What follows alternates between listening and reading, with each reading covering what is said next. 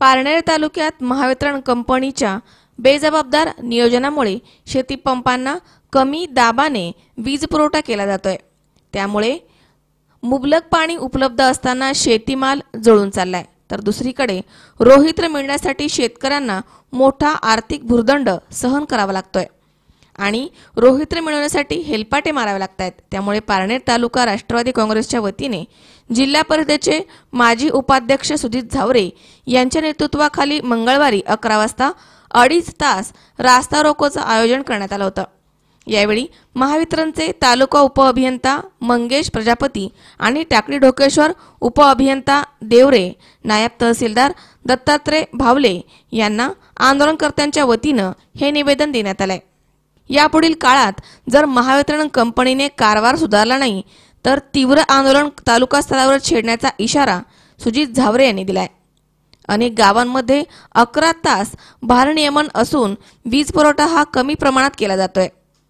तसेच चोरांच्या प्रमाणात देखील वाढ झाली आहे। त्यामुळे त्यांचा बंदोबस्त पोलिसांनी करावा अशी मागणी सुजित झावरे यांनी केली आहे। विद्युत मंडळाच्या अतिशय गलथान अशा कारभाराचं या ठिकाणी अनेक मान्यवरांनी आपल्या 2 शब्दांमध्ये आपल्या समोर काही व्यथा मांडल्या। डेप्युटी इंजिनियर, शाखा अभियंता, PSI, RNT अनेक जण उपस्थित।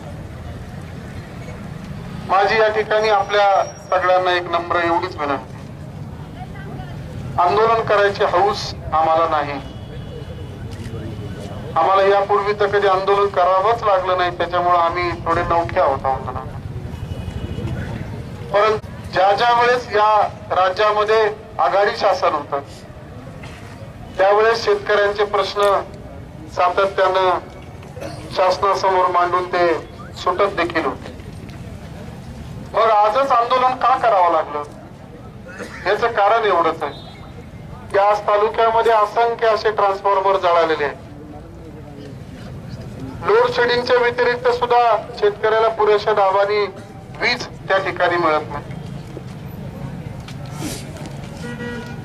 तालुक्यातल्या दुष्काळी म्हणून समजल्या जाणाऱ्या जवळजवळ 15 ते 17 गावांची आणेवारी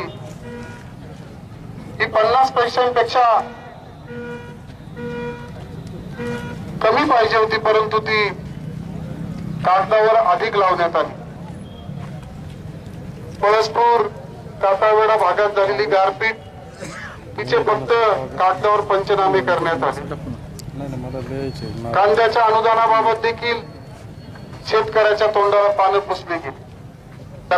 दरम्यान या आंदोलनामध्ये सभापती प्रशांत गायकवाड, माजी सभापती अरुणराव ठाणगे, माजी जिल्हा परिषद सदस्य मधुकर उचाळे, माजी सभापती गंगाराम बेलकर, खरेदी विक्री संघाचे उपाध्यक्ष ॲडव्होकेट बाबासाहेब खिलारी, उपसभापती विलास झावरे, बाजार समितीचे संचालक राहुल जाधव, जिल्हा उपाध्यक्ष दीपक शेठ नाईक, युवक तालुकाध्यक्ष विक्रम कळमकर, सरपंच शिवाजी औटे, उपसरपंच महादू भालेकर यांच्यासह कार्यकर्ते मोठ्या संख्येने उपस्थित होते।